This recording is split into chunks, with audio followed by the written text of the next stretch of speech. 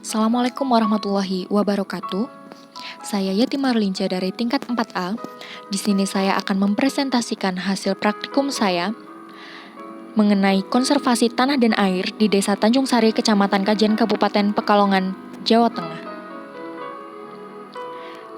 Penulis melakukan pengamatan di Desa Tanjung Sari, Kecamatan Kajen, Kabupaten Pekalongan, Jawa Tengah, dan dilaksanakan sejak bulan November tahun 2020. Menurut Susilawati 2006, tindakan konservasi atau perlindungan alam terhadap tanah berdampak pada ketersediaan kuantitas dan kualitas air yang berkelanjutan. Usaha konservasi atau perlindungan alam terhadap air akan melibatkan suatu tindakan untuk pengelolaan daerah tangkapan air secara terpadu, yang berarti juga tindakan konservasi tanah.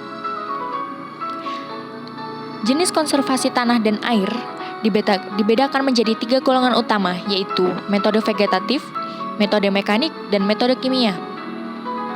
Menurut Arsyad 2010, pada pengelolaan tanah, pembajakan dilakukan menurut kontur atau memotong lereng, sehingga terbentuk jalur tumpukan tanah dan alur di antara tumpukan tanah yang terbentang menurut kontur. Pengolahan tanah menurut kontur akan lebih efektif jika diikuti dengan penanaman menurut kontur, yaitu barisan tanaman diatur sejalan dengan garis kontur. Menurut Harjo Wigeno dan Rayes 2005, tanah sawah adalah tanah yang digunakan untuk bertanam padi sawah, baik terus-menerus sepanjang tahun maupun bergiliran dengan tanaman palawija. Istilah tanah sawah bukan merupakan istilah taksonomi, tetapi merupakan istilah umum seperti halnya tanah hutan, tanah perkebunan, tanah pertanian, dan sebagainya. Sawah yang airnya berasal dari irigasi disebut sawah irigasi, sedang yang menerima langsung dari air hujan disebut sawah tada hujan. Di daerah pasang surut ditemukan sawah pasang surut, sedangkan di Kembangan di daerah rawa-rawa lebak disebut sawah lebak. Alat pengolahan tanah yang digunakan di daerah penguji yaitu cangkul dan traktor tangan. Adapun tahapan pengolahan tanahnya diantaranya pembersihan, pencangkulan, dan pembajakan. Kelebihan penggunaan traktor dalam pengolahan tanah antara lain menghemat waktu, lebih mudah dioperasikan, dan membalikan tanah lebih dalam. Kekurangan penggunaan traktor dalam pengolahan tanah antaranya sulit digunakan di lahan yang berlereng, memerlukan biaya bahan bakar dan pemeliharaan traktor.